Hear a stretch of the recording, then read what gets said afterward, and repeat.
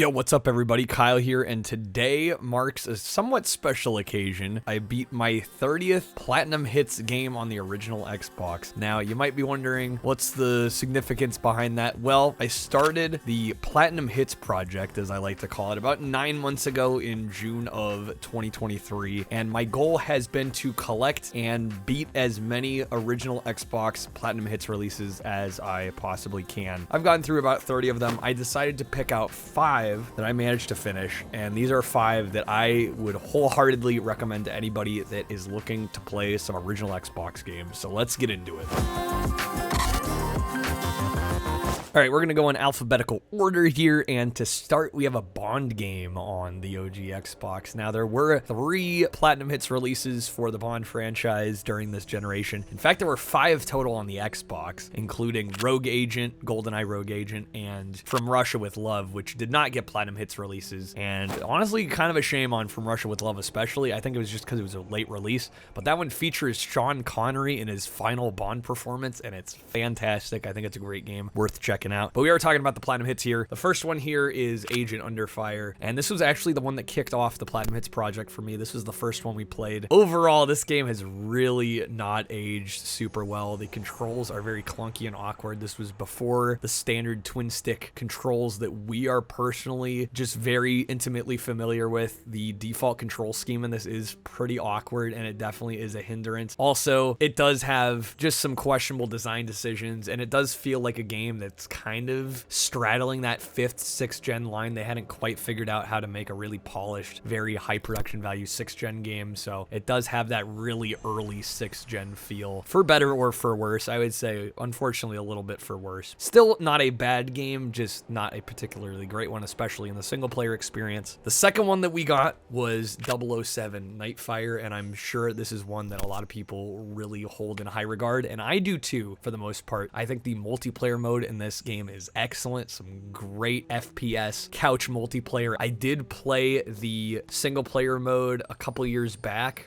actually before I was doing this whole Platinum Hits thing, and I will say I feel like the single player is quite good overall, but definitely not fantastic. The reason I say that is because I have since played this bad boy, 007 Everything or Nothing. I think this is one of the best Bond games personally ever produced. It has all the hallmarks of a fantastic Bond experience, and I actually first played through it on this Xbox demo disc right here. This featured 2 levels from the game, one where you're rappelling down the face of a building, and the other one is a crazy like hyper speed bike riding sequence where you end up taking out Jaws on a truck over this bridge. It's awesome. This sold me on the game, so I gotta thank Dennis. I do not regret it. To be fair, it is not a perfect game, but it is very, very, very good. Obviously, you've got a multi-genre affair here. You get some third-person shooting action, you get some stealth moments, you get racing and vehicular combat. I mean, this covers the works. It's what you expect from a great Bond experience. While I do overall really, really like it, I do want to warn some people, there are some moments in this game that can be quite difficult. This game is actually probably one of the harder Bond games I've actually managed to finish. That is even me having played about half the game, lowering it to easy mode. I did a full stream of this where I played on normal. While at first I was doing pretty good, my progress slowed down pretty considerably toward the end of that stream, and when I booted it back up, I decided to go to easy, and I did have a better time. That being said, easy was still kind of challenging, especially toward the end, and this game does have, unfortunately, a few difficulty balance problems. One of the final levels in the game, actually, I tried to play as intended, as well as I could, for a few hours before just giving up and trying to run through the stage,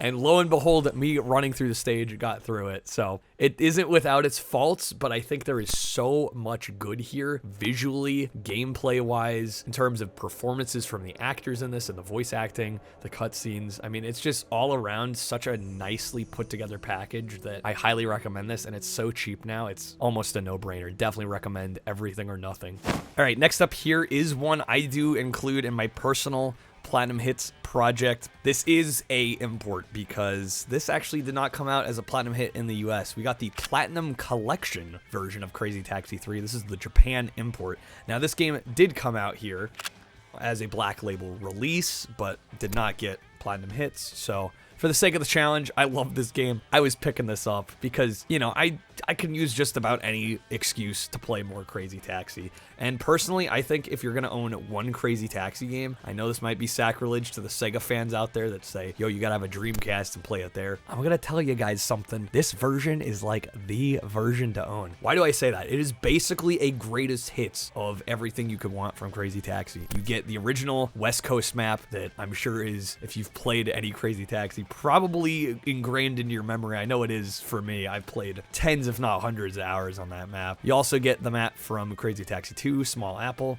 and you get Glitter Oasis, which was the new map for 3. In addition to those maps, you also get an extensive mode they call Crazy X, which is kind of cute, right? Crazy X for Xbox. If you've played the other crazy modes in other Crazy Taxi games, you kind of know what to expect. A lot of objective-based, little quick bite-sized missions, lots of variants. You know, you'll do anything from like platform hopping to bowling to crazy jumps, all kinds of fun stuff. Really adds a lot of replay value to this because, as many of you know, if you've played Crazy Taxi, it's a pretty short little arcade experience. You know, I usually call credits my win condition for these games, and if I had done that for this game, I mean, I run a PlayStation challenge. I played the PS2 version of Crazy Taxi a while back, literally beat that game in under 10 minutes. I've played the West Coast map a lot. Now, this one, obviously, since you get 3 maps, at the very least, I was going to count those. And I actually managed to do the vast majority of Crazy X as well. The only thing that stopped me, I was 2 missions away, and some of the last ones are basically like grab 80 passengers and you're also gonna speedrun the map. I'm not even kidding. That's how it goes. So unless you're like pro Crazy Taxi speedrunner, good luck. I gave it some pretty considerable effort. I wasn't unfortunately able to do it. At the very least, I got S rank on all 3 maps, which for, like I said, for West Coast is pretty easy for me at this point. I could probably do it in my sleep. Glitter Oasis is a little bit harder. It's definitely a bit more of a challenge compared to what you're used to. And Small Apple, I would say, is easily the hardest one, mainly because of all the tight 90-degree turns that you have to do. It's basically a New York's themed map, and trying to get around some of those corners is pretty tough. Also, the arrow tends to give you a little bit of trouble on that map. It doesn't always know where to tell you to go. Again, not a absolutely 100% perfect game, but I would say it gets pretty darn close. It's still got that Offspring music, same arcade action you love from Crazy Taxi, and this is like a definitive version. Love this one.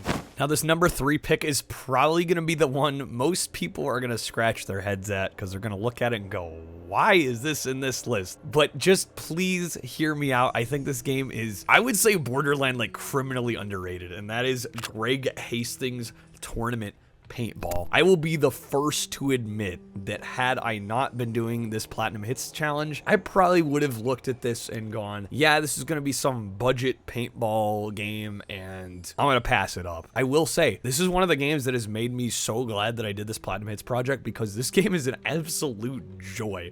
I would say this is one of my favorite new like FPS experiences that I've had in the last few years. It honestly like reinvigorated my love for the genre. It as weird as it is to say, this is just such a fun little game, and we threw it on one Monday for Platinum Hits. It had won the poll somehow miraculously, and I played this for 8 hours straight. Single player. And now it does have Xbox Live apparently, or at least it did. Be curious to see if this ever comes to Insignia. I'm not sure if it's on there yet. I would definitely play it on there too. This is just a really fun paintball game if you don't take it too seriously. Now, it's not going to win any awards or anything, but I think the fact that it sold enough to get a Platinum Hits release means that I can't be alone in thinking this game is actually pretty good, and I was pleasantly surprised. I think if you guys give this one a shot, you'll be quite impressed by how good this little paintball game is. Now, I will say that I did play this single player, and I beat the first 10 tournaments, but I mean, that's over half the game. There's actually 17 in this game, but I figured 10 tournaments, nice round number. I got 8 straight hours of gameplay out of it, so I was pretty happy at that point, and I don't think the later tournaments were going to add anything new to the gameplay that I hadn't already seen, so I felt comfortable deciding to call it there for the time being. Maybe one day I'll finish it completely. I don't even think it plays credits if you do all 17. 2014. So that was another aspect that factored into my decision. 8 straight hours of this, and I had fun the whole way. It was great to stream. Chat loved it, and it was one of the better performing streams I've had, which was really surprising, and it was a nice, fun, chill time. Definitely recommend Greg Hastings Tournament Paintball.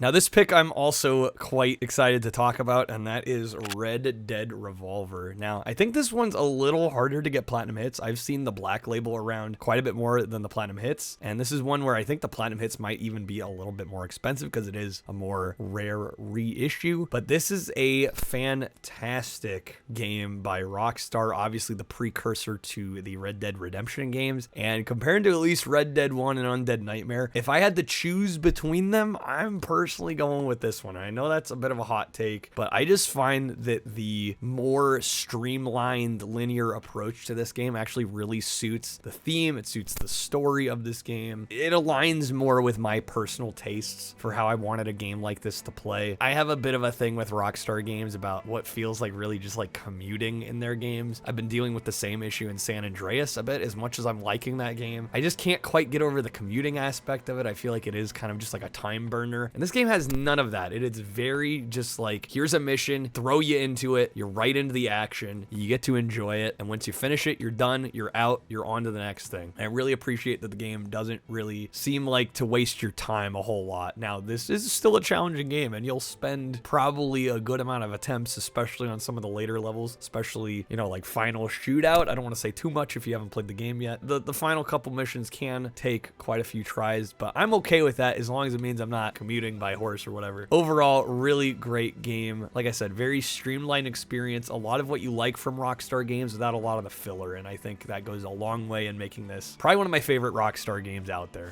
And last but certainly not least, we're going alphabetical order. Something had to be last, right? This is the 30th game I have finished in my Platinum Hits project on stream, and that is Star Wars Battlefront. I'm not gonna say that I feel like I slept on this game, but I had never played the OG Xbox releases of Battlefront or Battlefront 2. In fact, the only experience I had before playing this was the PSP port, actually, of Battlefront 2, which I quite liked when I was younger. I thought it was actually quite a good game, especially playing something like that on car trips, getting like basically a 6th gen experience in the car was, I mean, that was pretty cool at the time. I mean, hell, it's still cool. But yeah, Star Wars Battlefront, played this for the first time the other night. This is another one. I played this for about 6 hours. We did both of the historical campaigns. You get like the prequel campaign and the original trilogy campaign. Played through both of them, just single player. I know this is a game that is lauded for its multiplayer, and I believe you can still play this on Xbox Insignia. Obviously, there was also the remasters that came out somewhat recently, and those got torn apart, shredded to pieces. I had a lot of fun playing this single player. I'm just gonna say that. Honestly, I could see this being an absolute blast multiplayer. If you've somehow never played these games, essentially they are team-based, objective-centric shooters. You take capture points. There's some other objectives that you do depending on the mission, and it's just a really fun time. I had so much fun streaming this, enjoying it with my chat. You know, 6 hours, and I honestly feel like I could have played more. Fantastic game. I don't know what else could be possibly said about this. Luckily, this version's pretty cheap. It's like 10 bucks or under, and you don't have to deal with the crappy remasters. So I'm going to say get the Platinum Hits version, guys. Star Wars Battlefront still holds up after all this time. Great game by Pandemic Studios. But yeah, guys, that is going to do it for this video. Hopefully you guys enjoyed. There are definitely more Platinum Hits for me to get through. There are, I think, over 130 just on the US set alone. Even more if you want to count all the Japanese ones that we did not get here, actually. So definitely still working through it. Also would love, once I get through all of these, to be able to do a full video. Like, I've played every Platinum Hits game, so you don't have to. I think that would be a great retrospective for a great line of games on the original Xbox. Thank you guys for watching. Thanks for subscribing, and take care.